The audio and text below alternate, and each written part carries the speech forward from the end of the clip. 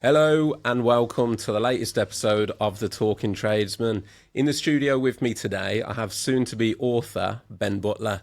Ben, massive thank you, mate, for giving up your time to come and sit in the studio with me today. Oh, thank you, I appreciate it. No, mate, really appreciate your time.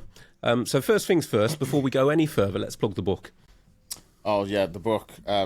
Pre-order it. Misunderstood. That's what the title of the book's called, and obviously when we go through into the podcast, you'll sort of understand why the book is called Misunderstood. It's out for pre-order now, and it should be out, I think, October, start of November time.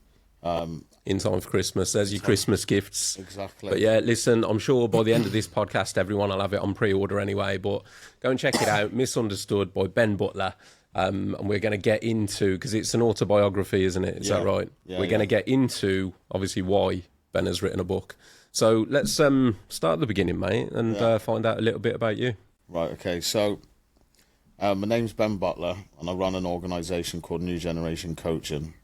I was born in Shrewsbury in 1986, but I was born in, it's a white town. I don't know whether you know much Shrewsbury? Yeah. Not really, mate, if I'm honest. We're not too far apart age-wise. I'm 84. Yeah. So Shrewsbury is a predominantly white area. It sort of is now, sort of got a bit of culture about it now. But when I was born with a white family. Okay. So my dad's side of the family never knew about me. Well, some did. I was the secret child. Right. So my dad at the time was in another relationship, as I've been told, and he met my mum, and then them two didn't work out due to my dad's criminal background. So your mum was white and your father was black? Yeah. Okay. So my dad ended up in jail for 17 years. Right. And then my mum met a white fella, and they brought me up. So for me, even at a young age, I was brought up around white sort of family, white schools, white wherever I went, there was white people, and I was really the only black person. I think if I go into secondary school, there was one other black lad in secondary school at the one school I went to before getting kicked out. How was that for you, mate? Hard. Yeah. I've at first, as a kid, from when I realised I was getting racially abused and beaten up, I just thought they didn't like me. But as I grew up, as I got older, I realised it was because of the colour of my skin. So then it become me having a problem with my own colour of my skin, thinking that if everyone's got a problem with me being black, then I shouldn't be this colour. So I ended up self-harming. I used to self-harm quite a bit. Used to scrub my skin. Just wanted to be white, obviously. That was in school. Out of school, I was getting beaten up. And then the relationship between my mum and her fella at the time, there was a lot of alcohol involved. And there was a lot of violence between them two. So I used to come in from school and then watch them sort of... So basically you were exposed to violence, as in bullying towards you, and then you'd got violence going on under your roof as well? Yeah, violence, that was between them two, and then it ended up being on me. But I ended up I've got 7 brothers and sisters, but the one brother, my stepdad at the time and my mum had, he was white. Okay. But he never got abused as a kid. It was just me. So you think your stepdad was also no, because targeting? we've had this conversation that when I hit teenage years, I questioned him, and he got really upset about it. But I did question that. But at that time, it felt that no one liked me because I was black, and because there was no one else in Shrewsbury that was black. I'm like, what am I doing here, sort of thing. Were you aware at the time, did you know who your biological father was? No. You didn't know? I didn't know until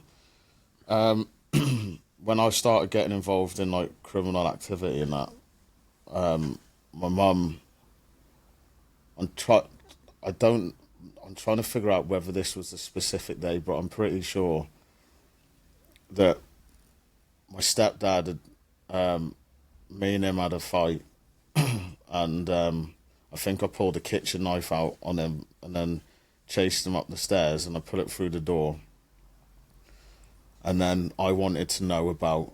I was fed up. I wanted to know about my dad and that. And she goes, "If you fucking want to know about your dad, here you are." And then chucked a newspaper cutting, and it was just a newspaper cutting of his nickname was Mr. Big, even though he's 5'9" or 5'8". Mr. Big, looking for conspiracy to supply heroin and torture, etc. And they were, he was looking at like a long stretch. It was like a four-page thing, like main news kind of situation. News, yeah. Christ. And it wasn't just in the Shropshire Star. It was all over like national news and stuff. They were extraditing him back they were trying to extradite him back to the country. What is the heritage behind it? Where were they trying to extradite him to? Ireland. So from Republic of Ireland to okay. England. But he was in jail. Right. I've gone through his criminal sort of there's a lot of stuff that were messed up with his paperwork and stuff, but essentially he done a runner over to Republic of Ireland, and they caught him in Ireland, fucked his papers up. He spent 5 years in all in Dundalk prison to wait to get extradited back to the country. They fucked his paperwork up, told him you need to sign on at the police station, and then he basically spent like 10 years in Ireland and created another family over there. Oh shit. Yeah, I've got 4 brothers and sisters from the north and south of Ireland, so he done well. Yeah. yeah, some heritage, fair play. And then in the end they did extradite him back to the UK, and then he ended up getting 17 years. Christ. I think he did 12 altogether, because he did 5. Did you, or have you ever had a relationship with your father, Ben? Yeah, I. So, when I was getting involved in crime, my mum had enough. So at the time of this, I was planning a murder of someone, and I was selling coke, selling a bit of crack as well, but all my mates were selling it. So the planned murder of this lad was happening on student night, when we always used to pick up the sniff. So it wasn't to do with anything with my mates, it was my own plan. My mates, like, I had other people that I was speaking to, I had a gun and all that sorted, knew where to pick him up from, had someone to ring his burner phone to meet him, and he basically slept with my girlfriend at the time. Right. It made me look like a bit of a dickhead. That was back then. Now, obviously, me and him have even spoken, talked. And different world, mate, isn't it? I mean, we've jumped, obviously, into some quite extreme situations. Do you remember the first, because it interests me, I studied psychology. Yeah. Like, the violence that you were exposed to, do you remember the first time that you reacted with violence in a situation? Because, I mean, you've also mentioned the fight with your stepdad where you picked up a knife. Again, that's quite, like, extreme behaviour. I'm assuming it didn't escalate it just straight. didn't escalate to that. There was, like, a build-up of, like, so, obviously, I was getting beaten up every day, like, not just by them, but at school and outside school. I used to run under the tunnel by Divrington, quickly run under there, because I knew people would wait up out on the tunnel and start throwing rocks at me. Do you know what I mean? So that was like every day for years and years, and it started when I retaliated. I think, and I hate saying it, but I think the first time I retaliated was against my mum. I had a place that, like, had a chair, and it had like a piece of MDF on it, so you could just slip it out. I can't remember what happened, but there was violence, and then I ran into my room and smacked her around the head with it. And then I think that, and then I sort of gained I felt like I was gaining some sort of control back of my life, because she'd like drown me in the sink. She fed me a bowl of string because I wouldn't eat my tea when I was a kid. Bowl of string? Yeah, she used to knit. Yeah, so it was like a knit and wool. And I've got an eating disorder anyway now, and I didn't realise if you've got ADHD, that can trigger eating disorders. Yeah. So I had, but I thought it was because of my abuse that I was subsequently put through. But yeah, she had a knit and wool, and I didn't really like food as a young kid anyway, and I didn't eat it. And she said, well, if you're not going to eat it, you can eat that. And she was knitting at the time, and it was like a mixture of wool. It had different colours on it, and she put it in a bowl and told me to eat it. That was the first time, and there was a time where she smashed my fingers in the door. She'd always told me that was on purpose, but I can remember going round to the door, side of the door, because I wanted to listen to Michael Jackson, because we'd just come from church. And I put my hand in the door, and I looked up, and I could see that I'd looked up. She could see my hand was there, and then like she slammed the door on my fingers. Was alcohol involved at this point? I can't remember then whether there was alcohol involved then. There was alcohol, definitely. There was a lot of alcohol involved when he was around. Not that, mate, listen, not for a minute that would be an excuse for that kind of thing to happen, but it's just that some of the patterns that I hear. I mean, I grew up in a house where alcohol was an issue, and that instigated things as well. So yeah, it could have been. But because I was so young then, I wouldn't have known. But we've all got an auntie and uncle that's not our auntie and uncle, haven't we? So my auntie at the time was called Auntie Ali, and she'd gone from my life from the age of like 14, 15, and come back into my life when my daughter was born. So my daughter's 6 now, so about 5 years ago. So at 20 odd years, she just vanished. And there's a lot. I'm not going to talk about the reasons why she vanished. The lot was to do with the abuse that I was going through, and she couldn't deal with it. Excuse me. But there's other issues between her and my mum and whatever. But she told me the first time she'd seen me abused, and that was 8. She said, but that could have happened previously, but there was stuff going on between my mum and her partner at the time. Like, my mum and her partner, there was violence then, but Auntie Ali come to my mum's house, and she'd seen them in the kitchen just battering each other. So she's gone straight up into my bedroom and seen me. I'd curled up in a ball, I'd pissed the bed and that, and she just basically took me off and didn't want to take me back. And he used to punch me in the face. He used to punch me in the stomach. I remember him punching me in the stomach and saying that no one would know. As a grown man to a child, how old were you then? Probably about 10, 11. And then I can remember going on my bike. My mate's actually seen quite a lot of things which I can't remember, because I think a lot of my memories are quite fragmented. Do you know what I mean? And probably because of the drugs I ended up taking.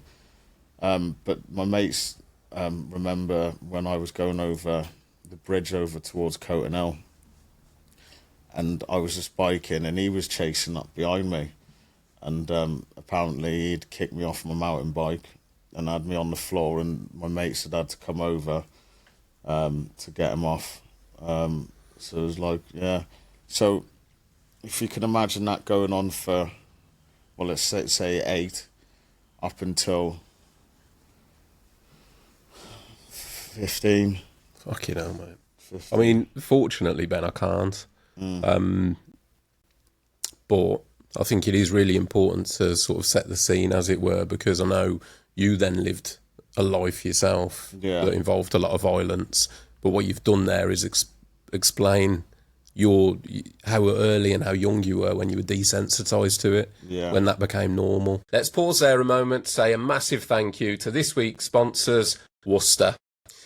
If you've used Worcester's brushes before, you'll already know they've got 170 years of making quality brushes and decorating tools that are built to last. Now, they've gone with a bold new look. Check out the new, fresh grey and red colour scheme across their sundries range. It's smart, it stands out, and it means you'll spot your kit on site in seconds. And it's not just a new look, you've got the same Worcester quality. In all the favourites, you've got the new decorating buckets and lids, the ever-popular Pelican paint scuttles, and all of the other things that make Worcester great, such as the Grip Tech and Flex Fit handles for comfort all day, grey, red, Worcester quality, built for decorators that care about their craft. Thanks again to Worcester for supporting the Talking Tradesman podcast. Now let's get back to the episode. Yeah, You know. I think it had a massive effect in my relationships with women, had massive effects on relationships with men. Again, as you could misunderstood, you'll start realising why. So like, I didn't really have any self-identity because I didn't know whether I was coming or going half the time. The violence that you were experiencing at home, mate, as a kid, was that never picked up by any of the school system? Yeah. Or So I was on a Child Protection Act, 2002. So I had a social worker who's now a close friend of mine. So when I started getting arrested, I was getting arrested for assaults on my stepdad, right? Okay. Yeah, because they were calling the police on me, my mum and my stepdad. So there was the one time where the police were actually called on him. So social services ended up getting involved. To be fair, mate, I mean, I know you shouldn't condone anything anyway, but that just sounds like karma to me. Yeah. You know, so what they created in you, well, bit him in the ass, didn't it? Yeah, so they got involved. He's a close friend of mine now. I don't think he'll mind. I've mentioned his name loads of times. So Craig Walton was my social worker. He now works he's like the director for foster chapters, but he was coming into my school and that. But I can't remember hardly any of this. Yeah, but he'd come to meal breaks and speak to me. I remember going to the hut and speaking to someone, but I didn't realise it was him until I re-met him again. And I just never spoke to him about anything. One, he was white. Secondly, he was a male. And he was suited and booted. If you're looking at like back in the early 2000s, 99 to 2000, 2001, like people, like he was dressed in a suit as a social worker. He wasn't dressed like in regular gear. Do you know what I mean? So I couldn't relate to him, and I said this to him when we went to a talk in Preston. He drove me there, and this was my first presentation of me going to see anti-knife crime stuff. So he spoke to me about it. He asked me, what did I do wrong? I just said, well, you didn't do anything wrong. I just said, I didn't talk about stuff that was going on. I just ended up using violence as the way of talking, and drugs. So there was nothing against him. And I said, also, you're white, so if I'm going through a crisis of not knowing who I am because I'm black, I don't even think a black person would be able to understand it unless they've gone through some sort of similar trauma or similar growing up in a similar sort of area. Yeah. Of it being all white and then being the only black person and then being abused for it. So it was nothing against him. So yeah, I had social workers involved. But because I didn't talk, he wasn't with me for very long. A few months, maybe 6 months, maybe, I don't know, I can't remember. But he was with me, but I didn't say anything. And at that time, what parents say, they'll believe. So should say nothing went on. But I've got a couple of forms of when my stepdad assaulted me and stuff, and that's when I pulled a knife out on him as well. But I never carried a knife for that purpose. I carried a knife to cut weed up, cut resin up. Oh, really? Yes, that was my purpose of carrying a knife as a young kid at that time. Mm. So yeah. What was the first? When did you first get introduced to drugs? About 10, 11. I know I'm laughing now because there are some funny stories, but I got introduced to weed, like resin, and I enjoyed smoking. It. It took me away from everything that was going on. Of course, yeah.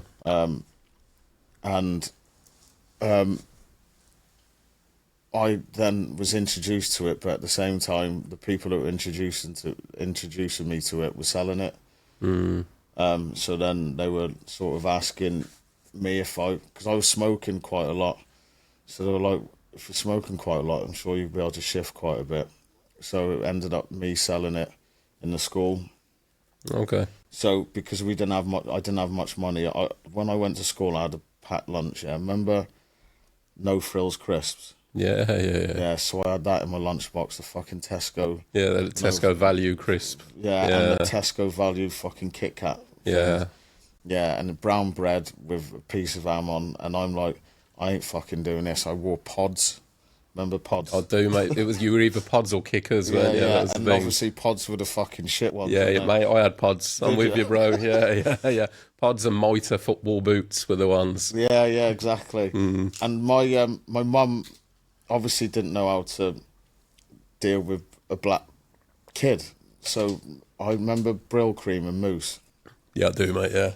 So I've got Indian heritage and I've got Jamaican heritage, and my mum used to fucking mousse my hair and fucking slick it back, so I looked like a Jamaican Asian, yeah. Right, yeah. So and then I'm going to school with a fucking carrier bag full of shit food, and I'm like, and these fucking pepped out pods, and I'm like, I can't fucking do this. Just makes you a big target, doesn't So it? a massive target. So and that's when I was starting to like get involved in crime and that. So I was like fucking. I used to chop my sandwich bag over the railway tracks, and then just go and jack people at school. Oh, okay. So I used to tax people for money, and then sell weed as well. So, and then that was the start. And then I was introduced to Rab, the Scottish racist. So we used to go around to his house at a young age. He had How did that play out then? Don't know. You were introduced to a Scottish racist. Who Well, took yeah, you- he's got skins tattooed on his forehead and he's got swastika on his hands. He's from Glasgow, he is. Okay. And he sold like loads of weed, speed, Right. coke, weed. That's where my dealer got his weed off. So we just used to go from school, or not even go to school, and go and chill at Rab's house. And I always questioned him about the swastika. He's got no teeth. Like, hey, I'm not racist. Like that. Yeah. But that's the area he was brought up in. He was brought up in a Protestant place in Glasgow, and they were all skinheads, all racist, bald-headed skinheads, patriotic. Yeah. And he never used to sniff. He used to turn it into water, like liquidize it, so he'd inject it instead. So like that's what I was like. I was young then. I was probably about 12, 13 then. Fucking hell. And you were seeing all that. Yeah, I seen his daughter. He brought his daughter down from Scotland. She must have only been a couple of years older or a couple of years younger. Can't remember, but we're all smoking weed, and he's telling us that she's gouching out on the bed. She's cold turkey, and then she's under the covers, and we're just sitting there smoking and spliff and that. But this is why people say that Shrewsbury's the town of flowers. It's fucking far from the town of flowers. These are the dark things that were going on in in the early 2000s. Do you know what, Ben? It don't matter where you go, they've all got it. Every city, every town. I spent a proportional, like listeners of the podcast know this anyway, but I worked as a bailiff for 4 years in my like early 20s. How did you find that? Do you know what? I'd be like, I don't regret doing it because I learned a lot. I learned a lot. So what I did, I was a court certificated bailiff, so I was collecting like court warrants. I wasn't a debt collector, just to justify it. But this is the perception of like all you do, you load of bully boys going around, single mums crying babies. With what I did, that didn't happen because we were doing things like business rates and shit like that. So it was all stuff for the local authorities. But yeah, I mean, all sorts, mate. I did that job. I meant to do it for 6 months to buy a house. Self-employed my whole life. It was the only way I could try and get a mortgage. It was good money. Got suckered in. Did it for nearly 4 years. But yeah, it was an experience, mate. I mean, what I was just touching on, we used to work all around the country because you wouldn't work in your own area. Like you wouldn't work around where you live because obviously you don't want to go. You don't want to go to Tesco's at the week. It's not even backlash because my theory on it was if something was going to happen, it happened there and then. So the people that stand there and go, if I ever see you again, there's like, why again? I'm here now. Yeah, exactly. Do you know what I mean? Yeah. But you don't want that. If you're in Tesco's with your kids or something like, you don't want that. You know, you just don't want the situation. So we used to work all around the UK. So you name the areas, like I've been there, and you're knocking doors in them areas. So yeah, you'd be amazed. I mean, I know one of the places, one of the worst estates in the country used to be. I mean, this is probably 15 years ago now. One of the worst estates in the UK used to be an estate called the Blackbird Leys in Oxford. Wow. And of course, you think of Oxford, it's like uni town, really nice, but mate, like gun crime and drugs and all that. Like the Blackbird Leys it might still be, but used to be really bad. No way. Really bad, yeah. And then you've got all the ones that you'd expect. So we used to work around Manchester, Moss Side, London, you know, Birmingham, Liverpool, wherever.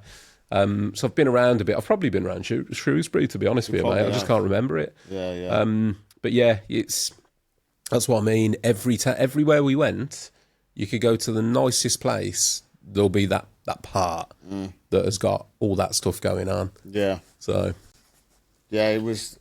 I think when I've done podcasts before, or when I've gone to meetings in, say, I've done like this crime prevention meeting, and I've spoken to like people that have come from London and Wolverhampton, the West Midlands and that, and they're like, "Oh, we didn't think she was like that." Do you know what? The other thing, Ben, I'll be honest with you, in terms of that job, because I mean, over the course of the time that I did it, most of the time there wasn't anything going on, but when it kicked off, it tended to kick off in a big way. Yeah. And I had people try and kill me. I got run over twice doing the job and stuff like that. But it would always kick off in the small towns. I found that, like, when you're working in London or Birmingham or the cities, there were people around, but I think everybody had that fear of not knowing who the person is. Yeah. It's like, well, I don't know who this guy is. Yeah. When you go to a small town, everyone knows everyone. Yeah, the big fish know that they're the big fish or think they're the big fish. Yeah. So there's less of the fear of the reprisals because it's like, well, if I don't know him, he's nobody. Of course. But the city mentality I found to the small towns and some of the worst, some of the biggest events that went on while I did that job were small towns. Yeah. Yeah. Well, like, because Shrewsbury and because I live in Telford now, so like Shrewsbury and Telford had a town mentality. But I'll speak later, it's become, as towns grow, so do the people that come into it. Do you know what I mean? Yeah. So yeah, but I had all that going on and chilling with Rab, but he introduced me to ecstasy, and instead of taking one, I took 4. Straight off. Yeah, quadruple dropped, and then I had a really bad sort of trip off it. Didn't know whether I was coming or going. He was like rocking on the bloody bed like that, on the chair like this, and when you're off your head on ease, you think that he knows what you're saying. So like so I'm like thinking, am I doing this to him? Like, is he? So I was like, Griff, like, take me out of this house, like. And he took me back to his, and then it do you know what? I didn't that affected. I can remember that having a really negative effect on my brain for a very long time.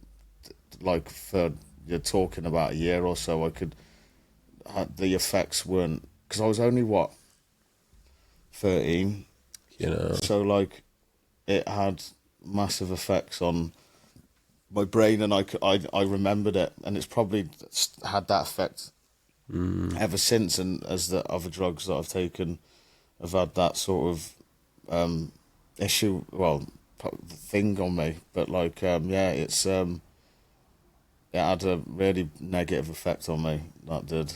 And then I got nicked outside his house. He chucked an axe at my head, missed me by about half an inch. For what reason? Because I got nicked outside of his house for criminal damage. Yeah. You got nicked outside his house, so he threw an axe at your head. The day I come back, the next day. Mate. Yeah. Yeah.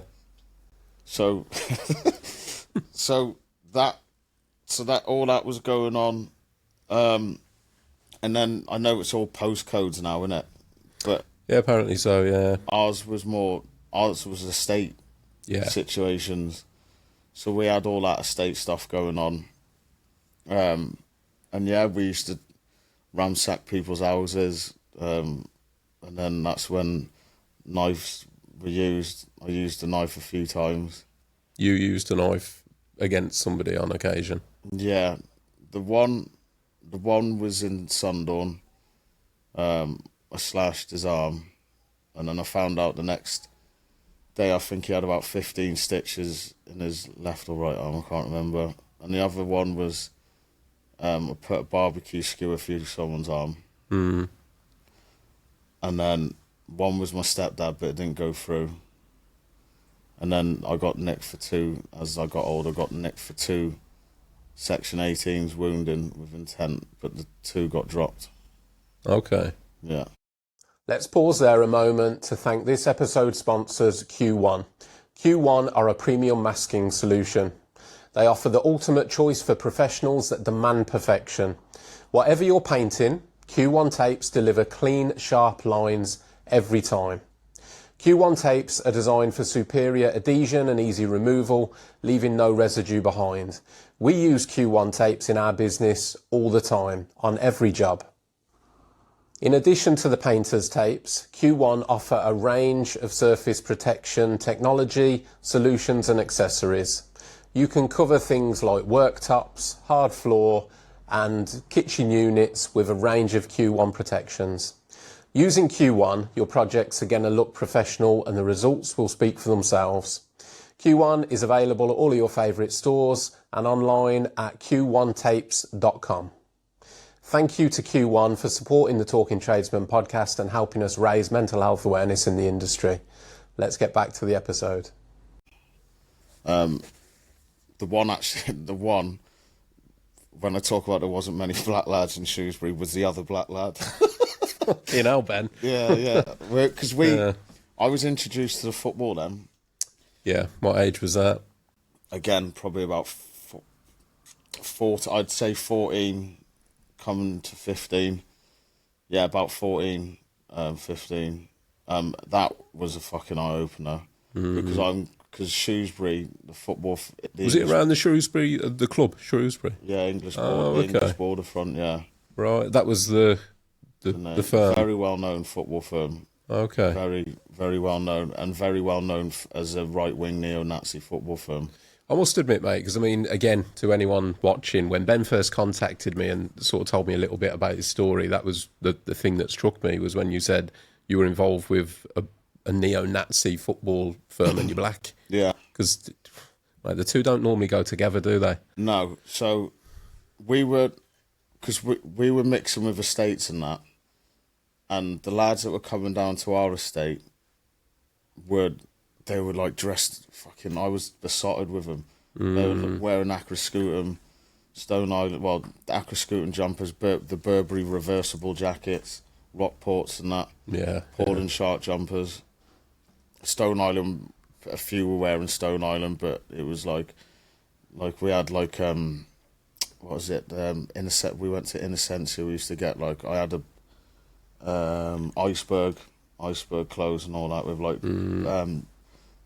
Tom and Jerry on it and all that, but it costing like, and I was like looking at it thinking I want to be like that, and I was gaining a reputation on the estates, so they were like, do you want to come to the football sort of thing? Because they were a couple of years older than me, so they were probably, say I was about 14, they were between like 17 to 20 odd, and they knew that I was like, I saw game. So, and that's what they were there for, to like groom us lot to the football. Just go to different estates and get as many lads to go to the football. Didn't think of it as grooming then, but that's what technically they were doing. But they probably didn't know that's what they were doing. With that background, mate, with a neo-Nazi sort of background to it, I take it there was no persecution towards you within the firm? Yeah. Or there was? A lot, yeah. And yet you still stuck it out? Yeah, I got a Black Panther tattoo, when I come out of jail purposely, and walked into the Rock when it was open with my top off. And then none of them like, oh, that's a nice fucking tattoo. And I was like, yeah, do you know what it fucking is?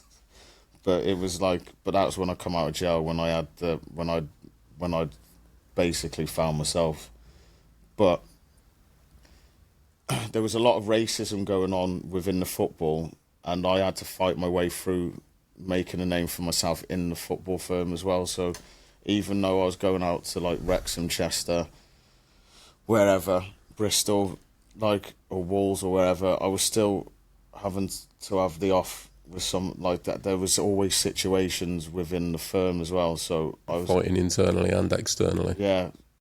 So, but that I was determined to make sure that I stood my ground, and also stood for like the black person in here. Like I wanted to like not make a change, but I wanted to sort of, at that time I probably didn't know what I wanted to do, but as I got older, I think what I wanted to do was try and change people's perceptions of what they thought of a black person.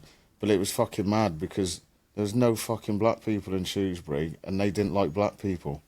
And you're like, well, fucking how do you know you don't like them? Well, you're a good one of them though, Butler. You're a good black lad. That's what I was classed as. But we were the younger lads, so we were the under fives. But a lot of us under fives, we were selling coke, quite a large amount of coke at the time. So we were getting it through from Liverpool or wherever. Well, I wasn't, but my mates were. So the older lads were going to us for it anyway. So we ended up taking over the older lot, because they're all getting old and fucking whatever. And we were the young lads. There was about 80 of us lot. How long were you caught up in that football scene? Went to my first game in 2001. That was Telford. I was at the train station in Shrewsbury. My last game was 2013 against Dagenham and Redbridge.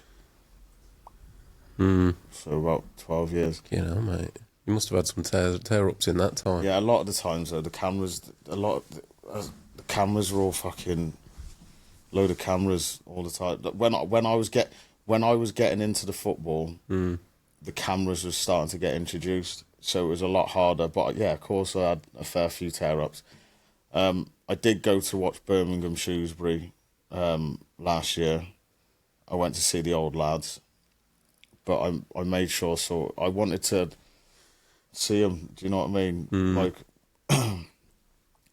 because I know a lot of them are still the old lads now, and my lot, and I'm there just having a few drinks, and it was nice because I felt like I had the table with a few of my mates and all that, and all the young lads are coming up to, you all right, Butler lads, you all right? Yeah. Buy me a drink and all that, and I had that little buzz, but then I realised that this ain't my cup of tea anymore. Contagious, mate, isn't it? It is very much so, but because of obviously the work I do and all that, I'm very good at, like, I can still not mix, but I can dip my toe in, see how everyone is, and then sort of leave. Do you know what I mean? To be fair, mate, I mean, you're in a perfect position to resonate. Yeah. And hopefully, I mean, the culture with football hooliganism ain't what it was. No. I mean, when like I say, there's 2 years between me and you. and it used to be rife. And I know more recently it has transferred more over to the lower leagues because there aren't the cameras and the big firms and all that like that. It's it's a mad world, mate. It's a mad world. I've known people that have been caught up in. I've never been caught up in it myself, but I've known people that have been. When I played Sunday League my whole life, from like the age of 8 till the age of 30, and we'd have lads, because obviously being round here, it was all Villa and Blues. Yeah. And you'd have people that were involved in that kind of stuff, trying to kill each other on a Saturday and playing for the same team on a Sunday. Yeah. Bizarre. Yeah, it's weird, isn't it? We we were mixed with Telford lot. Like some of the older lot would come down and get the coke off us, like to take back to Telford. Do you know what I mean? And then would knock fuck out of them like a few weeks later. Did it ever get? I mean, what was the hairiest moment while you were involved in that kind of thing? Probably me with Wolves. Wolves. Well, I went to jail for Hereford. I went to jail for 2 football things, but I went to jail for an ABH, an affray, and a violent disorder. One was linked. The 2 were linked for football, but the one wasn't involved. The football wasn't involved after, because we had been moved. We got moved on by the police, so we ended up having the off with some Spanish lads with metal bars and that. And then the other one was Hereford. But I'd say the hairiest moment would have been Wolves, because I was involved in the Section 18, which got dropped. So, what is a Section 18, Ben? Just for the people listening. It's wounding with intent, so it can be anything from a knife to an end of a bottle. It's like it's wounding someone. Like, you can get a pair of scissors and. Okay. Do you know what I mean? So, there was that situation. CS gas was used quite a lot. That was like to middle 2000s. You ever fear for your life when you were doing that, or did you sort of like? No, because I feared for my life more than having the stuff going on with the estates. Because that football was my side chick, if you know what I mean. We was involved in a lot of stuff out on the streets. Do you know what I mean? Like, we would go into house parties. There was always massive kick-offs in the house parties. People getting glassed. People running out with knives. Cars getting set on fire and shit like that. You ever been stabbed or shot yourself? I've been stabbed, yeah. I've been stabbed in the back of the leg. That was with an end of a bottle, and then the other one was the top of my head of an end of a bottle. Oh, okay. But what I just had a fight in Colon, and I had a broken nose, and I walked straight into the Masonic, and the whole fucking pub had erupted in the Masonic, and then I'd only walked in there. I must have been there 2 or 3 minutes, and then I had a fucking end of a bottle stuck in the top of my head. So then the lads ended up taking me to Shrewsbury Royal Hospital, and then I think I only got about 8 or 9 stitches, though. But yeah. Were you a skinhead yourself at this point? Yeah. I mean, you sat here now, obviously, with dreads, and I'm thinking, would that have got through the dreads? Yeah, I had a bald head, Yeah, bald head. I had a bald head for years. I had a massive afro when I smoked loads of weed. And the day that I transpired into a skinhead sort of thing was my mate, I don't know whether he was with a couple of other mates, but he walked past me and I was stoned as fuck, had hot rocks all on my trousers and trackies and all that. And my mate walked past, he was like, "Look at the fucking state of you, Butler." He goes, "You come with me," innit? And then from that day, they shaved my hair. I got a size 7 feet, but I was given a hand-me-down pair of size 9 tan Rockport boots and a stripy Paul and Sharp jumper, and that was that. I was bald until fucking hell, late 2000s. I remember them days, mate. It's proper nostalgic here, and you say it, to be fair, because I remember Like where I went to school, it was a rough school. It was the same thing. You could tell the kids that had got money or hadn't got money. It was always the Rockports, the tan or the black. There was always that thing. And the Ben Sherman was Ben always, Sherman, yeah. I remember the same, mate. I'd got a tan and green. It sounds weird. They were like, there was like this, like a khaki green piece on the Rockports around the top. Yeah. And I'd only got them, mate, because my old man, I'd like pestered him for some money to get Rockports because I'd got the pods, right? So I wanted the Rockports, and I'd gone into the local like designer gear place, and I don't know what Rockports were at the time, like 130, 140. Yeah, they were expensive. Like. These were on offer because they look shit. 169, I can remember them being at. I remember like 139, 149. Yeah. This pair were on offer, right? So me in my head, I'm like, oh, fucking Rockports, aren't they? So I've gone to my old man, they were like 70, 80 quid reduced. They were reduced because nobody wanted them. You know what I mean? So then I've got these, and my mates were like, what the fuck are them? I'd got them and this cream zip-up Ben Sherman jacket with like the red checked interior. Got into a scrap, got blood on that. I was wounded. Yeah, I remember those days, mate. Yeah. I remember those days. And then going on, we used to hang around on the bridge with your MD 2020 and that. Oh, mate, Mad Dog 2020 was, that was a staple, that White Lightning. Mad Dog 2020 was posh. It was. Yeah. Did you ever used to put the black currant in your White Lightning to make anything to try and make it taste not like salt water. Yeah. There's White Lightning, Omega, fucking Frosty Jacks. Frosty Jacks used to do the big, like, 4 litre. 4 litres, big fat ones, yeah. Amiga. So when I first went out onto the estates, I was, like, really new to, like, going to the estates. So I was a bit of a timid year 7, year 8 lad. Went to Millbrace and rest his soul, Price Walker. He died about a month or two after in a car crash. But fucking, I went out with my mate Gordy at the time.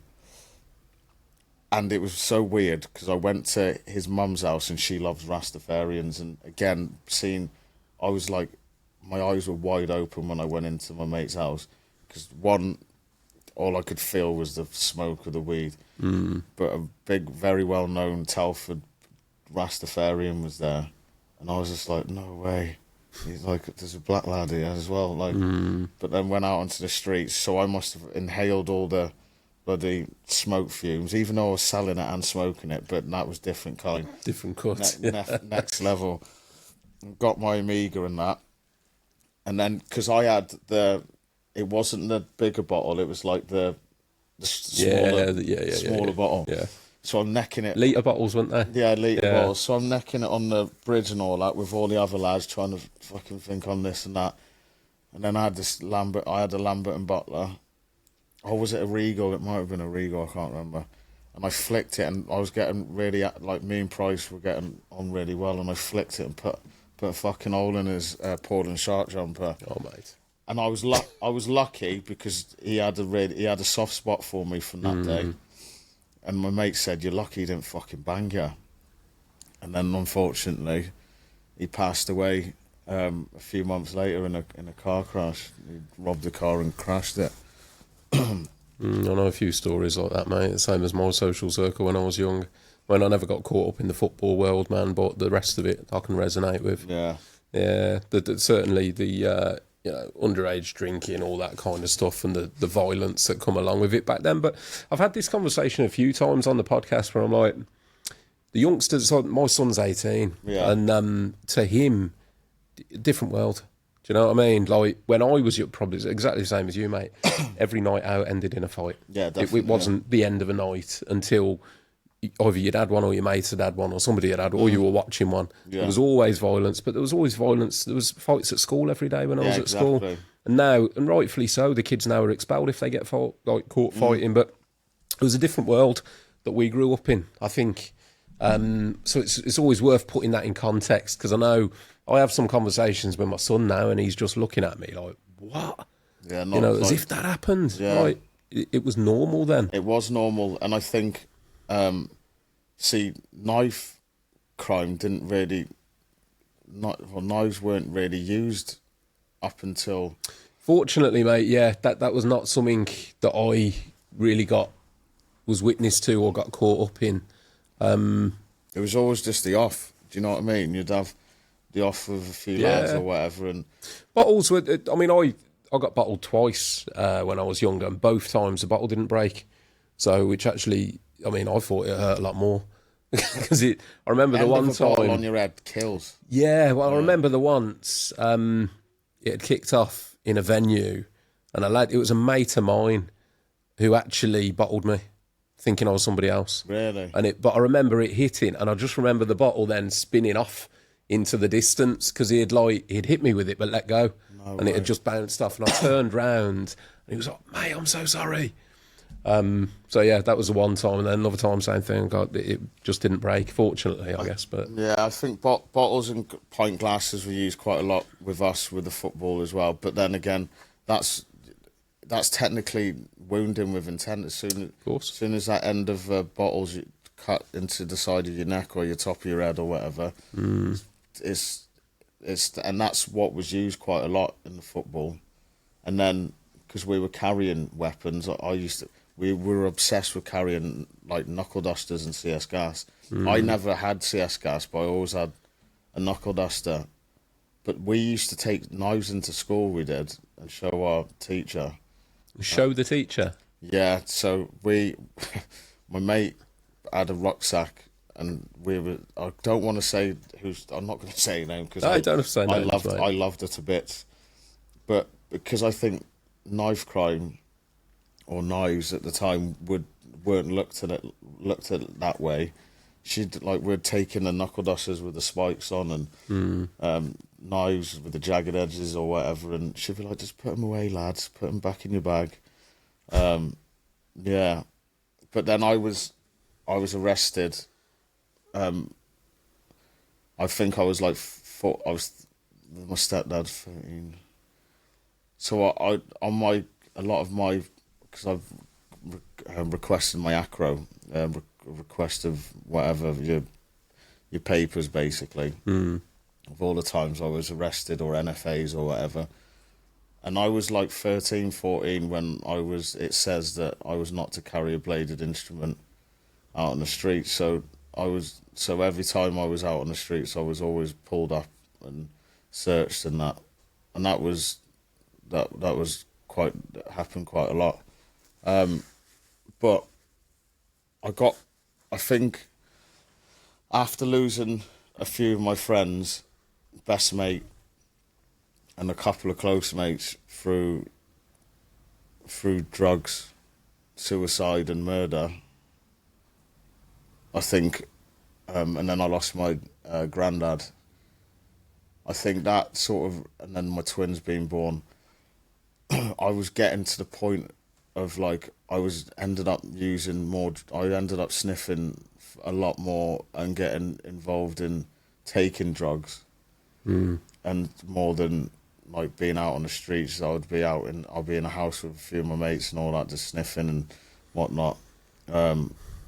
Become more of a recluse, because I don't know, I just started to hate going out. Maybe because I was worried about things, what might happen to me. I had breakdowns of relationships and that, so I think that really had a knock-on effect. And I think a lot of my traumas were starting to like creep in. You said previously, mate, that you got to a point where you planned somebody's murder. Like, there was two in the end. Obviously, they didn't take place, I'm assuming. No. But the one did take place, but he wasn't there. Right. But he got murdered anyway in the end. And that was about 6 months later, and that's by his own mates that killed him. Really? Yeah. In Shrewsbury, in the Recreation Centre. What a knife edge, though. But I mean, literally, forgive the pun. But what a knife edge that you've lived in terms of going, because had you carried that out, you could be banged up now. Yeah, I know. And yet now you're outside actively working to reduce knife crime. Yeah. Yeah. So like me and him shouldn't have liked each other anyway because we're from different estates. So he was from Monkmore, I was from the Castlefields, Divrington sort of area. So their estates didn't get on. But when I went to prison, he was finishing his sentence in prison. So I did was it when I was remanded or was it when I got sentenced? Can't remember anyway, but I spent a lot of time with him. and me and him he was very well known in that estate, and round Shrewsbury have been not like he'd handle himself. And I had the reputation, as well as another lad in another area. We sort of had the reputation, but then when we met in jail, me and him were like brothers. Listen to even though I was listening to like Oasis and all that, and Stone Roses. Like I was always listening to rap all the time. Do you know what I mean? Because I was called like a social butterfly, so I would find different groups of people. I never just used to stick with one group of lads. You'd find me in a house party with fucking university fucking students or whatever. That's even though the university wasn't built then, but you'd catch my drift. Like I'd float in between different sorts of people and that. And this lad that you're talking about, this was somebody that you planned to kill? Yeah. So me and him were really close in jail. And then when we both left jail, he left like 6 months before I was released, or 8 months, I can't remember. And again, we were still mates, but then my close mate ended up having the fight with him. And then as the years progressed, I found me and him still class each other as mates. Because I was one of them. I don't go follow by anyone else's rules. I follow by my rules, because I was like a sheep when I was a kid, and I'd do what everyone else was doing. But I think that's why I used to flutter in between different sorts of peer groups and that, because I wasn't satisfied with the people that were trying to tell me what I can and can't do, sort of thing. And I found out his missus was cheating on him, and I'd been up for about 2 days. Remember MCAT? Yeah. So I'd been up for 2. So I wasn't. It was legal to begin with, wasn't it? Yeah, That's the thing. It was legal. This was when it was legal. So I was not in a very good state. So I'd been up for 2-3 days. Had a car waiting outside with a few of the lads outside Tesco, and he had walked in with the lads eventually that murdered him a couple of years later. Anyway, and instead of, because I've got ADHD, I fucking don't think before I say things. I just try to now. I just said your missus is a slag. So he fucking whacked me. Yeah, knocked me out. I got up and they're running down the end aisle, the entrance towards the exit towards Tesco's. And then I got in the car, told them, and then over 3 months I'd put a few balaclavas in different people's houses. 2-3 lads come with me. You know, mate, these days you don't even have to put them in houses. You can just walk down the high street in a balaclava now, can't you? No, yeah. And we had knives and bats and shit. And I might not do something on that straight away.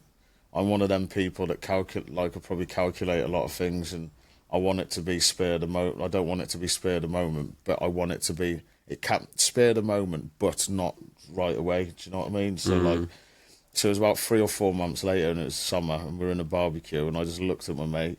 The lads that knew that they were gonna. I'd already planned to speak to the lads. That this is what we're gonna do. Go to his yard, and we did. We went through the yard, and he wasn't there. He was fishing, and one of the girls there goes, Butler, and because I had the fucking black jacket on and the mask, but my arm was like out here.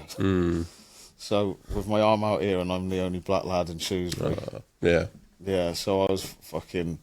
So he found out, but we hadn't bumped into each other for ages. So he, unfortunately, he was on heroin after. So when I did bump into him, he was not in no fit state. So I apologised to him, and I said I should have fucking explained to you, basically.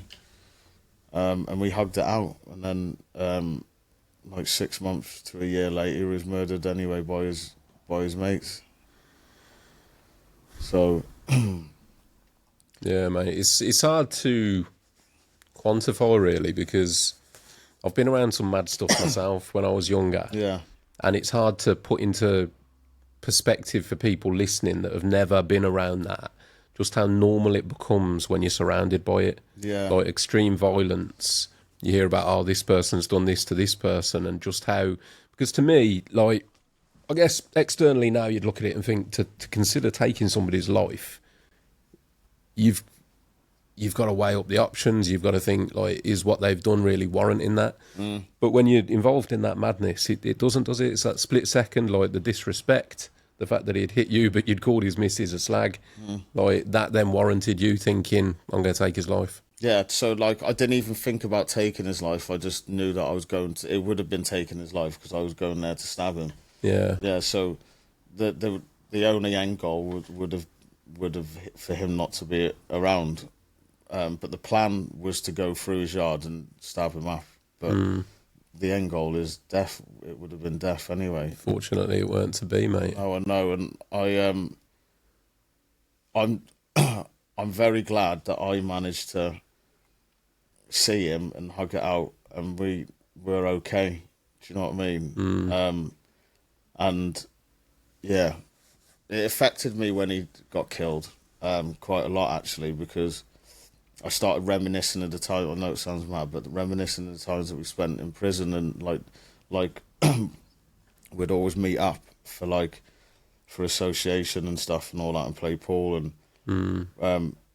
if I wasn't with the lads, because going back to the neo-Nazi thing, when I entered prison, the lads who I still have I still speak to now, a couple of them. One, unfortunately, is in prison.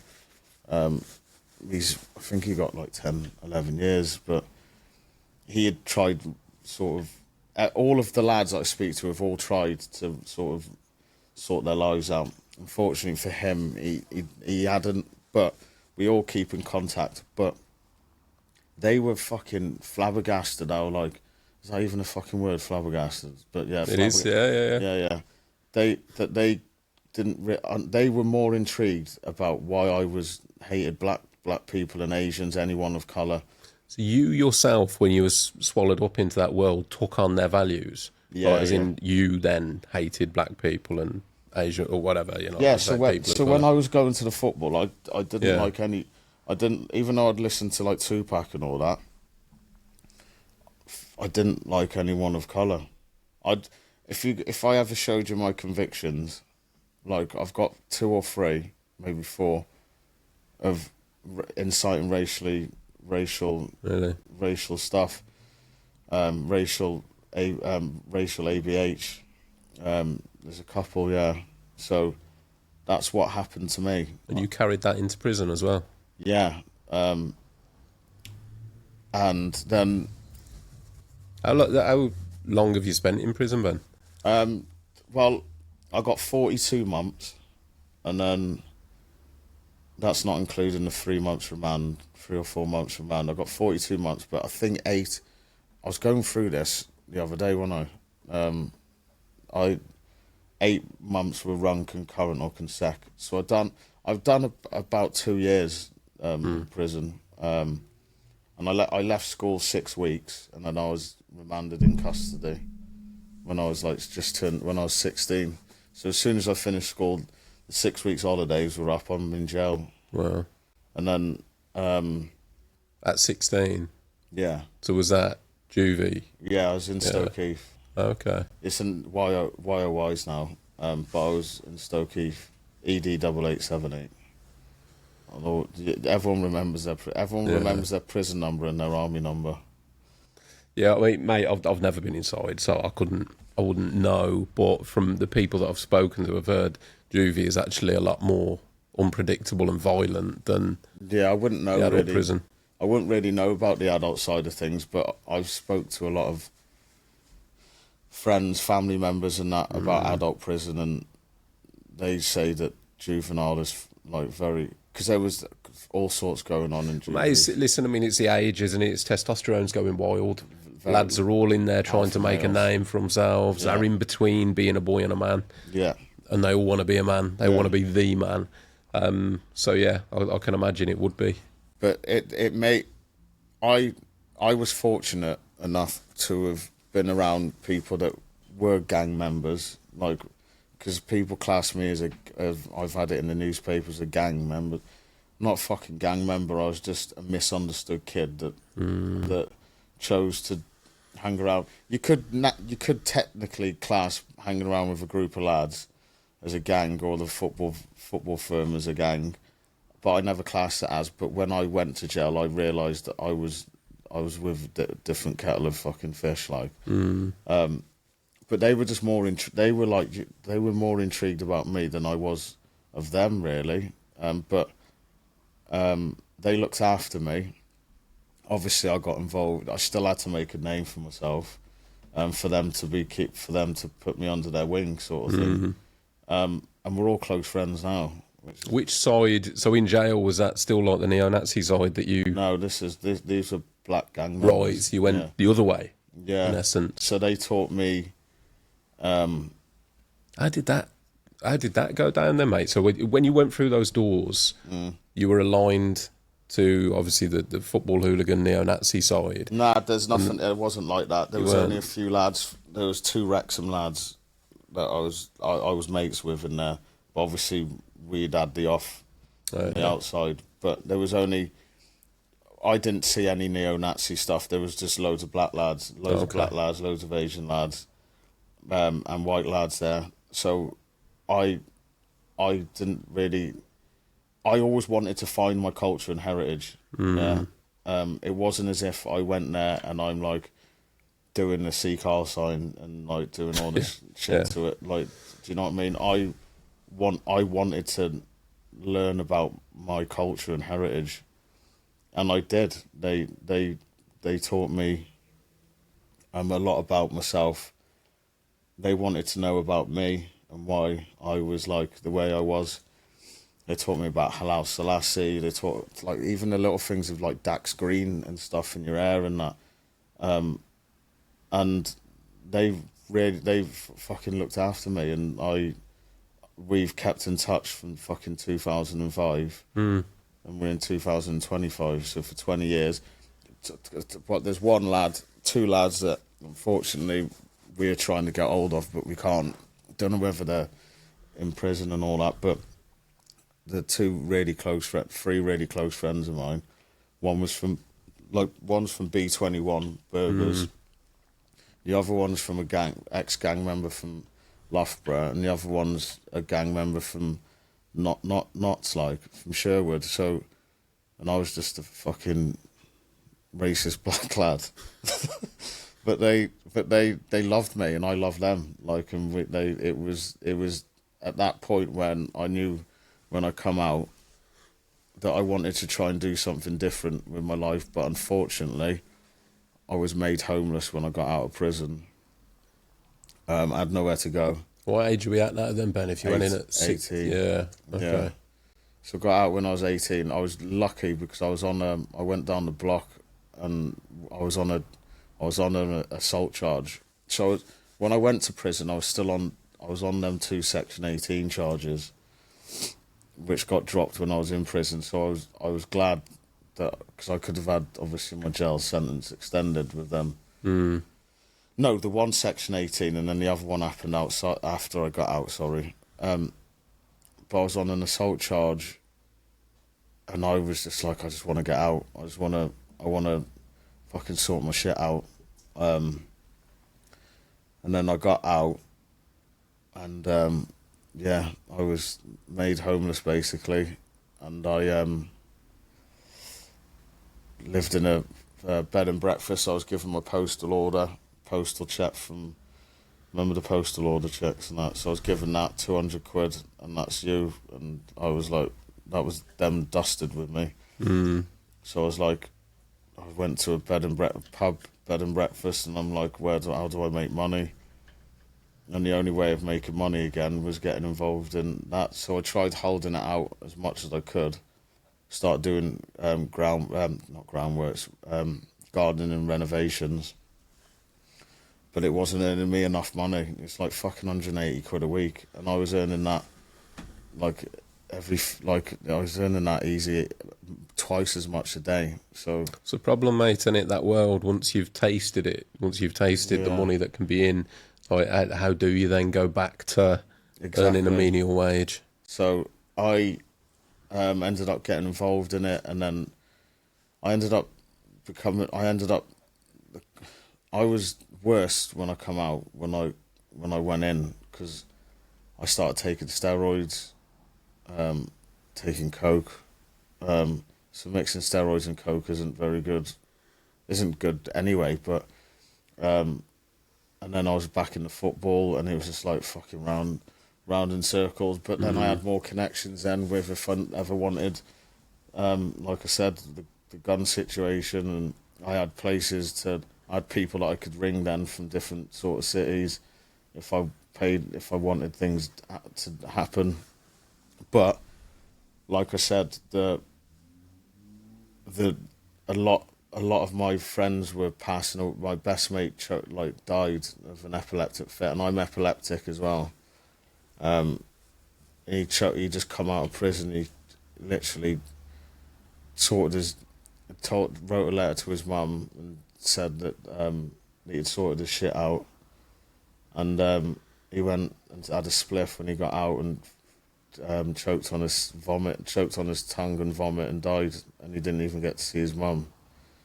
And then I had another one of my mates. He'd committed suicide, and another mate died from drugs.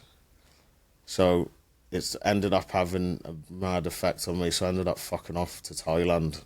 I did. Okay. How long are you over there for? My best mate will be laughing at this. He keeps saying I was only there for 4 weeks. I was there for fucking 12, Joe. Yeah. So I went for 3 months. My twins were born, but because of the severity of stuff that was going on, so like my mate was murdered, my cousin hung himself in prison, my granddad died all in the space of like 6 weeks. Right. So but I wasn't resorting to no violence at that time. I was like, my twins were born. I was bad on like the coke a lot. And obviously depression was hitting me quite bad, but that didn't out with the drugs and drink. So I had to fuck off and sort of find myself again. And I was there for like 3 months. I've got some mad fucking stories of Thailand, and because I was in Cambodia the majority of it. Yeah. And that's when I seen like some really dark shit, like with kids shouting at tourists for fucking shagging them, and they're not owing the money back and all that, and kids in dresses, like little boys in dresses and stuff like that. And obviously in Cambodia you got the killing fields, so a lot of the people because back like in 2011-12 it was still only 30 years since the killing field, so you'd see people with missing arms. And there's one bloke, I can always remember him, he had a skateboard, he had no legs, one arm, and going like riding around on his skateboard and that. So it opened up my eyes quite a lot to how other people live and still manage to have a fucking smile on their face. But I didn't realise how racist Asia is. And I didn't realise until I was racially abused, and I was with a few lads from Manchester. I kept chasing this fucking kid down the beach all the time because he kept giving me shit. And I was like, what? And also, why are these people wearing all these hoodies and like stuff to cover their faces? And he literally broke it down. He's like, you ever watched Mary Poppins? And I was like, yeah. And he's like, right, so Mary Poppins is white, rich, and the lad is a chimney sweeper, soot all over his face, and is poor. So the darker skin you are, the poorer they think you are. So that's why, and like you see a lot now in Asia and all that, them countries, they bleach their skin, don't they? They've got all that stuff that they do with their... Oh, really? Yeah, so... I've never been, mate. I desperately want to go to Thailand, but I've never been. Beautiful country. I've got a lot more stories, but I'll keep that. For the book. For the book. Yeah, there's a lot that I haven't said for the book. But yeah, I come back from Thailand. I had a leaving party, I did. A leaving party? Were you planning on coming back originally, or was it... Do you know what? the boys are gonna hear this, but no, I wasn't. I had a one-way ticket to my twins. They were one. I had a really bad breakup with the twins' mum at the time, and all the shit was going on. I just wanted one way out, and I'll just decide when because I didn't really know how to be a parent, either a dad. I was when I got out of prison, I was 18, and by 23, I had twin boys, but I was also raising my twin's sister, so I was being a stepdad from the age of like 20 anyway, raising a little baby. And yet the example you had been set yourself was one of violence, obviously. Yeah. Yeah. So did that ever worry you, Ben, that you would adopt that you would pass that on in terms of the violence that you would receive, that you would ever then be violent towards your own?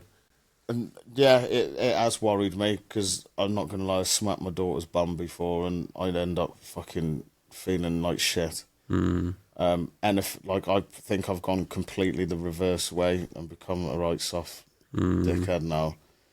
And I do get told by my Don't make you a dickhead, mate. Yeah. Not at all. But I get told by my daughter's mum that I need to, you need to start saying no to her, Ben. Yeah. Do you know what I mean? Mate, I don't know. I mean, like me, so I've got an 18-year-old son, and my daughter will be 13 in December, which is fucking terrifying. I don't care what anyone says, mate. Having girls, having a daughter changes you as a man. Yeah, it does. It does. I mean, I love my son to bits, but there's something about having a daughter that just softens you. I don't know. You know. See, with my twins, so I praise the parents, both mums, because we've managed, like, the boys are boxers. They've been boxing now since they were 6. They've had 4 fights of going into amateur. Oh, way. They've done really well in their mock. How old are they now then? 15. Oh, okay, so still got loads in front of them. Yeah. They've got no distractions. They have no girlfriends, boyfriends, or whatever. They're doing very well in their education. I pay for their boxing tuition fees. And then my daughter, I help towards her swimming lessons. So she's really good at swimming. I'm paying towards her gymnastics and stuff like that. So Fantastic. So I do take a step back sometimes and think, fucking hell, my kids are golden. But that's what I want them to be. I want them to be better versions of me. We all do, mate. So going back to what you said, yeah, I worried an awful lot about it, because as a young kid, when I had the twins were born, there was violence between me and the mother of my twins. Do you know what I mean? So yeah, I probably did have a lot of anxiety, and I think that's probably why I ran off in that sense, because I was worried that, what if I do this to my kids? Me thinking about it now. So I wasn't man enough to be a dad, I don't think, at the time. But I come back, and a lot more has happened, obviously, for the book. But I ended up wanting to help young people that have gone through domestic abusive relationships with either their parents or with partners, self-identity issues, knife crime. What was the turning point there, mate? Like, why did you choose to go from living what was a violent life to then trying to reverse that and prevent it and help people that were in the same sort of position that I guess you were in? Because I think I've always been like it. When I've read that letter from my Auntie Ali and being told, because me and my mum were like best friends before he turned up. But hearing from like my Auntie Ali, and even hearing from my friends now telling me that my Auntie Ali saying that I was just this happy child that used to hold her daughter's hand and help her cross the road when I was a baby, and always like caring for animals. And I just think it was always in my nature to help. I think I was put on this planet to help people, and fortunately and unfortunately, I landed into this situation in terms of I had to go through all this shit to sort of help people. I'm going to pause there to thank this episode's sponsors, Abode Academy. Abode offer practical-based spray courses in Wiltshire and Manchester. They teach airless spraying, kitchen and furniture spraying, UPVC spraying, special effects including metal and workshop refurbishment courses. I myself have been on their airless course and I really enjoyed it. They teach in small groups, so it's a laid-back environment and very hands-on, loads of time on the sprayers. Their courses are approved by the Construction Industry Training Board, otherwise known as CITB, so you know you're getting good quality training. They offer full aftercare support and have their own range of spray equipment, which is top quality at affordable prices, and the aftercare they give is nothing short of amazing. If you're thinking of getting into spraying, you can check out their website at www.abodeacademy.co.uk, or you can search them up at Abode Academy on Instagram, as they post loads of helpful spraying content with tips and tricks. Thanks to the team at Abode Academy for sponsoring this episode of the podcast. Let's get back to the episode. But I think it was always in me. And I just didn't want anyone to go through the same shit that I did, because I'd seen enough of it. Respect for that, mate. Yeah. It's something I've referred to many times, which is the value in trauma. Yeah. Like, you can't change what you've been through and what's happened, but to take what you've been through and what's happened and then translate that into value, that value being you can take your experience firsthand and help others. It doesn't fix what has happened, but it gives it a purpose. And I think, again, that word purpose is so powerful. Like, in finding your purpose of helping other people. That's massive, mate. Yeah, I love it. And, like, I've gone through so much... I've gone through so much shit with my organisation as well, because at first no one wanted me to help, even though they were looking for people with lived experiences. But then I showed them a fucking conviction list. And then I had to go through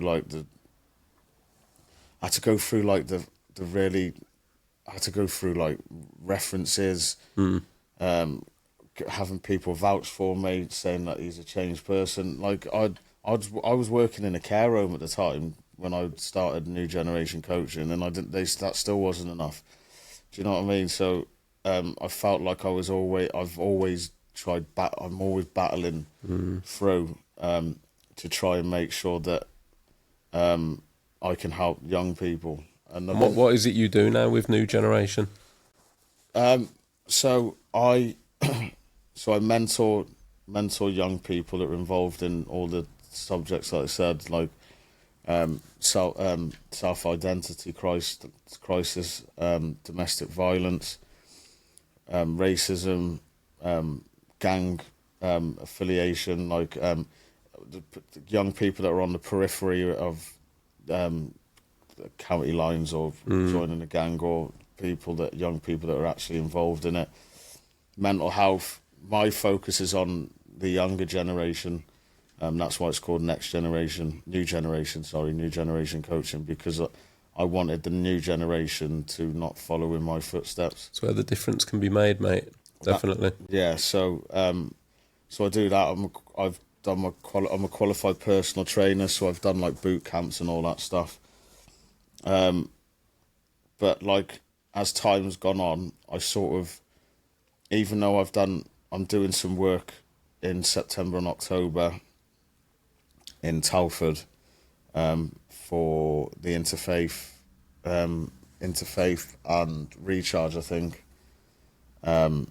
Obviously, we're going to do some street talks and stuff like that, and speak to the young people out on the streets and stuff, and get them over to the youth club and stuff, and try and see what they want to do, and see what's going on in their estates and that. Whereas I was going into the schools and doing stuff with social services, etc., doing mental presentations and talks to social services and meeting some young people, and the schools have been doing that now since 2017-18. Mate, what you've got is powerful, because there's a reason they don't ask people like me to go into the school, because I haven't got that same lived experience that you have. And that's what I mean, the value in trauma. So it's being able to translate everything that you've been through now and use it as a power for good, because you've seen it, you've been in it, you can resonate, you can understand it, you can understand the kids that are getting caught up in it, how they're thinking and why they're thinking it. So there's real power to it, mate. A massive respect to you for turning that corner, but then for using what you've been through as a mechanism for change, like a power for good. And I know, I mean, I'm not a religious man myself, Ben, but I've studied various things. I've studied like Buddhism, and one of the key Buddhist like principles that I love is the Buddhist philosophy that happiness is found in service to others. Yeah. And I think that, like what you're doing, it must feel great when you get the results of maybe turning somebody's, you can see somebody heading down a dark path and maybe just to nudge them back into the light. It must be a beautiful thing. Yeah, I love it. And like it's taken me fucking years, but I've managed to, I'm working for the council now, Shropshire Council, as a drug and alcohol substance misuse worker. So I help people that are struggling with alcohol and substance misuse and help them get back into work. So I'm back in there on Tuesday, tomorrow. So I do that as well as doing the other. So I'm mixing up with adults and young people. So, and soon to be a best-selling author as well. Yeah, I hope so. So yeah, that book's coming out, and then I've got I'm in talks with a documentary which I spoke to you briefly before about. That'll be a documentary on your life. Yeah, but mainly regarding the self-identity sort of part of my life, because there's loads of different parts of my life that I got so many different parts of my life where I can do different things for. So I wanted to make sure there's a lot of people with self-identity problems, crisis, or whatever you call it, out there, as from a young age to adults. So I feel like not only does it reach out to people of colour, but it also reaches out to the LGBTQ plus community, because there are people like who are trying to come out or who are wanting to transition or whatever. Anybody that hasn't found themselves or isn't comfortable in who they are. And this is why I'm quite unique in that aspect, because I'd done a talk at YMCA down the road from here about 2 months ago, and at the end, when I'd done the feedback, the people that come up to me were 3 girls asking me to help them because they've got sort of identity problems and whatnot.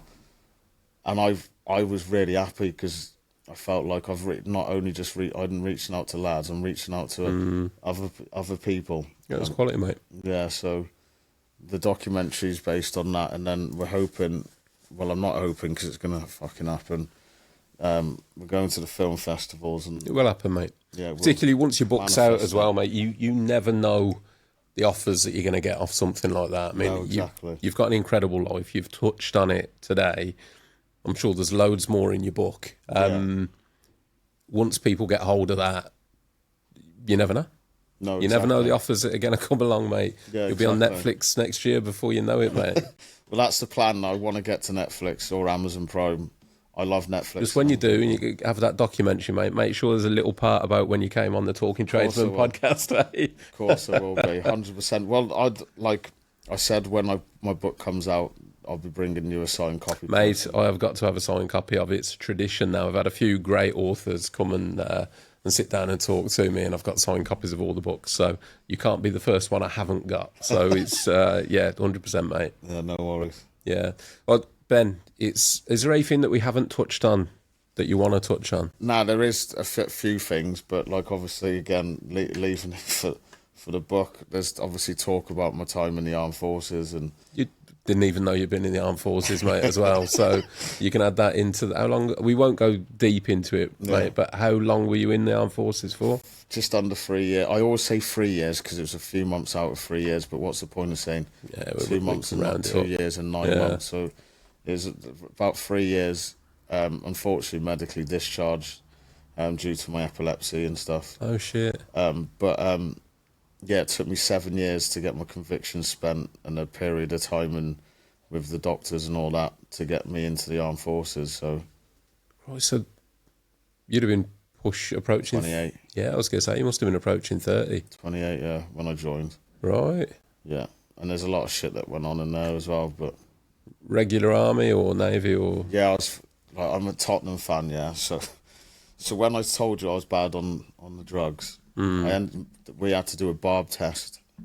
Yeah, to sort of get like a criteria of people that like regiments that you can join.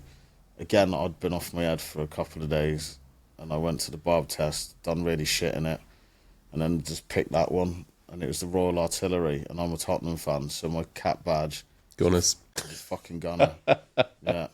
So you could, and my last three numbers, 30192666, were my army last numbers in the army. 666. And I was a gunner, and I'm a Tottenham fan, so it was already written in the fucking wall that I wasn't gonna fucking get any far with it. But You know, mate, you didn't pay attention to those omens, did you? I didn't know. But I did 3 years, and I got a lot out of it in terms of qualifications. I've done a lot of charity work for Help for Heroes and Band for Brothers. I've done a lot of like 10k runs and stuff for like mental health stuff for veterans. I'm classed as a veteran, and I fucking hate it because there's people there that have done their time, done the wars and that. But I'm classed as one, unfortunately, wherever, however you put it. But I made sure that when I left, that I made sure that I did something for them. So I've done stuff for Help for Heroes, Band of Brothers, and I worked for the Prince's Trust as seconded team leader. I was there for like 6-7 months, mentoring young people there. So Fair play, mate. You're paying back a lot. I sort of fucked a lot of families up and people up. So I've got to make sure that I don't. I just want to keep repaying. But again, I think that's just who I am anyway. I like to do good. There's no better purpose in life, mate, honest. That's why I do this. The podcast is set up to help people. Big question for you maybe to end on, mate. Have you forgiven yourself for the things that you did when you were caught up in that life? I don't know, because I've never been asked that question. Big one, mate, isn't it? Yeah.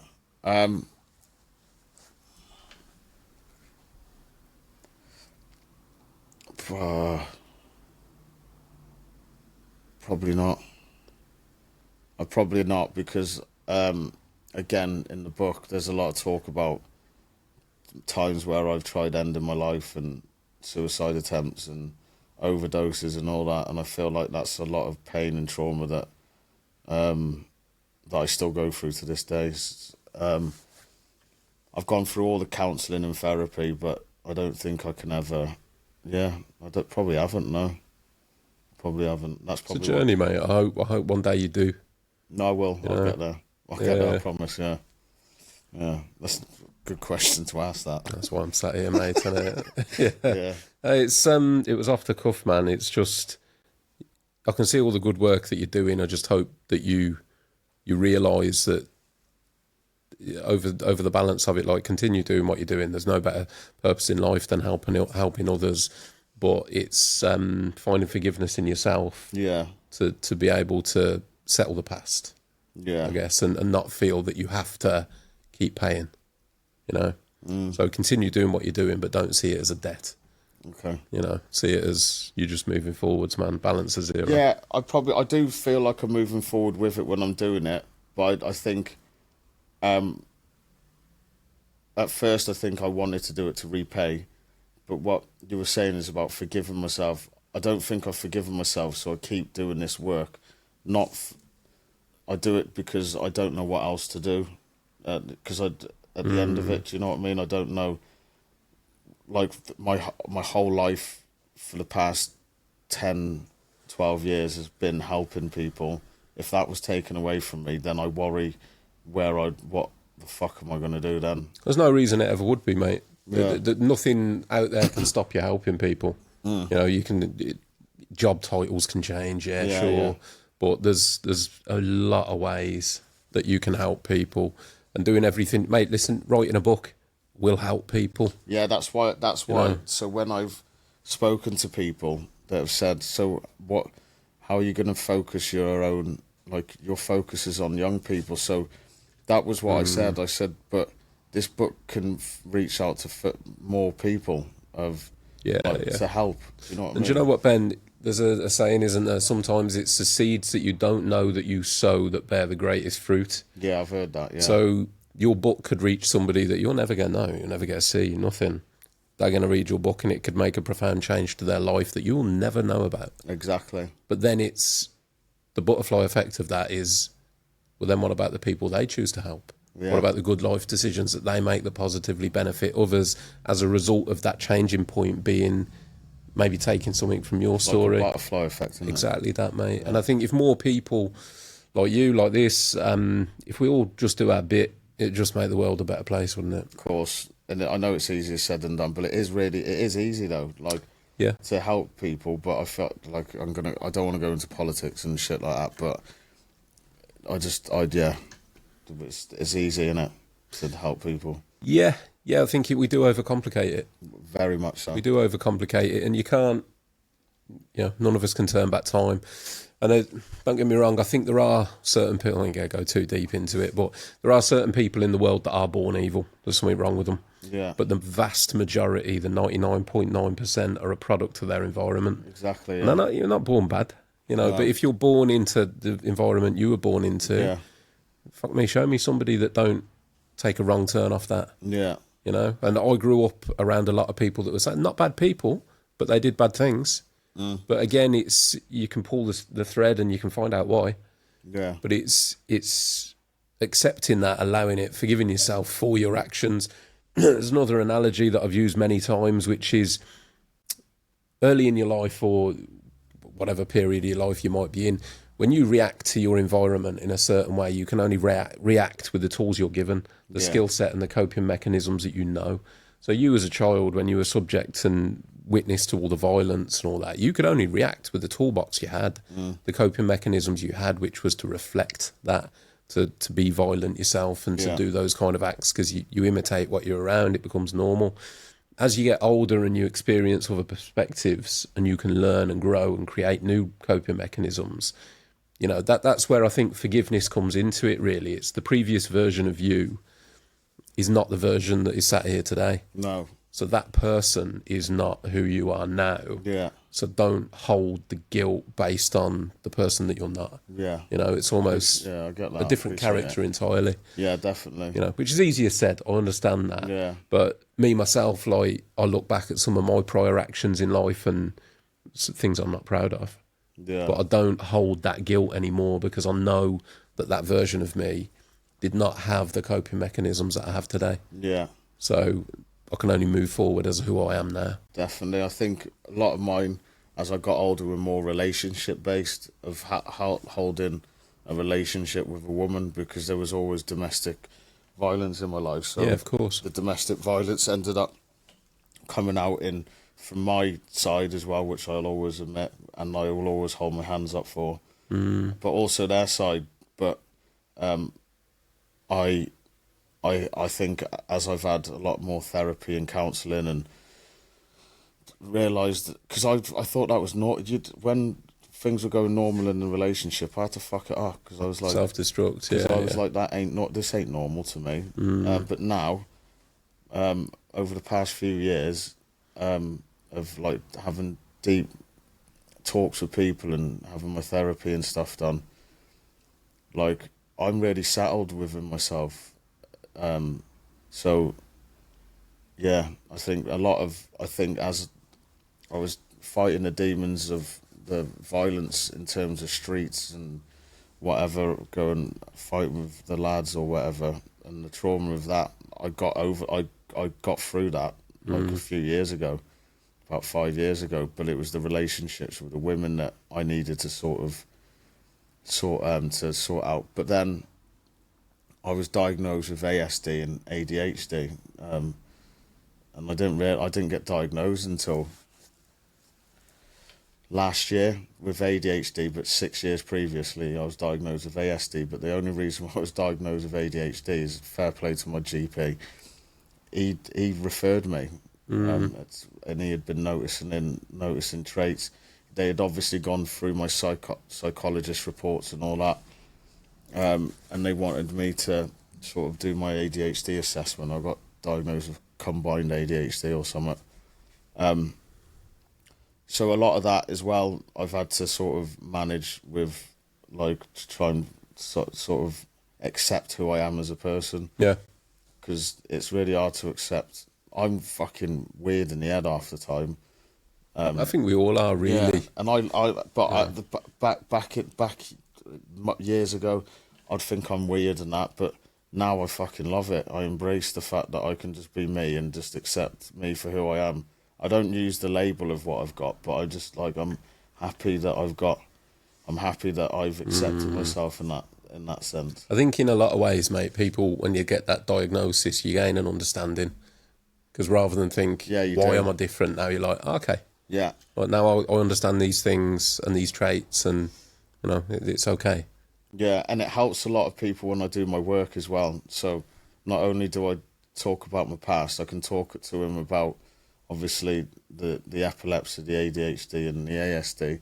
And a lot of these young people or adults have got these conditions as well. Yeah. So they can relate so I can relate and they can relate to me about some of their behaviours. So I feel like it's sort of swung and a roundabout, really. You're in a perfect position to help people. Yeah. Yeah. Mate, I mean, I guess on a personal note, just from me to you, mate, is, well done. Thank you. I don't mean that in a patronising way. I just mean, like, I love to hear people like yourself that are out there devoting their life to help other people, and they centre themselves around that. So massive respect from me, mate. It's been a pleasure and an honour. I really appreciate you opening up today and talking about the stuff that you have, Ben. I can't wait for the book to come out. Thank you. Is there any sort of, like, closing message that you wanted to give? Oh, God, put me on the spot there. Doesn't matter if not, mate. It can just be like, pre-order the book. I've got. If obviously, if there's people that have got young people that are struggling with the stuff that I work with, then I'm on LinkedIn, Ben Butler, New Generation Coach, and you can find me on Instagram, LinkedIn. I don't use X, but you can find me, so reach out if you need me to help with any young people. Give me your social links afterwards, mate, and so scroll down, episode description, I'll have put the links in. Give me your social links, mate, and I'll tag them. I will do. So, reach out to Ben if you can. Anyone from Netflix, reach out to Ben. And honestly, mate, massive good luck. I'm sure you won't need it. I'm looking forward to the book coming out. Thank you. Again, you can pre-order the book. Where's it distributed? Is it going to be Amazon or something like that? So at the moment for pre-order, it's with Marcia's publishing house. Okay. So that'll be in the link. So you just click on it, pre-order it. But once it comes out, and because I'm going to do doing a book launch. Are you going to do an audio version? See, I get asked this all the time. I need to speak to my publisher. Please do. Yeah, I know. Yeah. I do. I definitely need to. The reason I say that, Ben, like me personally, so tradesman, work on my own a lot. The reason I got into doing a podcast is because I listen to so many podcasts. Yeah, of course, yeah. And but I also listen to a lot of books. Yeah, yeah. So, and I know a lot of people in my position are the same. I used to read books when I was younger. I haven't read a book in a long time. Yeah, but I listen to loads of them. Yeah. Because I do a lot of driving. I work on my own a lot, and I'll put audio books on. Yeah. So please do an audio version. Yeah, we'll do. I've got a meeting with her on Wednesday or Thursday. And also, mate, when you do it, make sure it's you doing it. Because for me personally, when I listen to an audio book, particularly like an autobiography, it's always so much better, mate, when it's the person rather than this story is narrated by. Do you know what I mean? Because you get that. Okay. It holds a little something extra. You get the grit, you get the power, you get the emotion that comes from you telling your story rather than somebody else reciting your story. Okay. Yeah. I'm speaking to her Wednesday, Thursday. I've had this request loads, and for me as well. Listen to the requests, man. Yeah, I know. Yeah. And obviously with me, that I've got a lot of my friends have got ADHD, and you won't see me reading a fucking book. Yeah. Do you know what I mean? So I understand it. Get the audio. So I'll speak to her. 100%, man. Yeah, I will do. Yeah. Right, Ben, mate, it's been a massive pleasure. Again, huge thank you for coming down. I've got a couple of bits and pieces I'm going to send you away with, t-shirt, hoodie and that kind of thing. Big shout out to the Funky Peach that supply that stuff. Anyone looking for any workwear, check out the Funky Peach. fantastic quality prints and all the rest of it. And as I say, they've been looking after the guests of the podcast for 18 months now. So big shout out and thank you to you guys. To everyone else that's been listening and watching, thank you very much. And I'll catch you soon on the next one.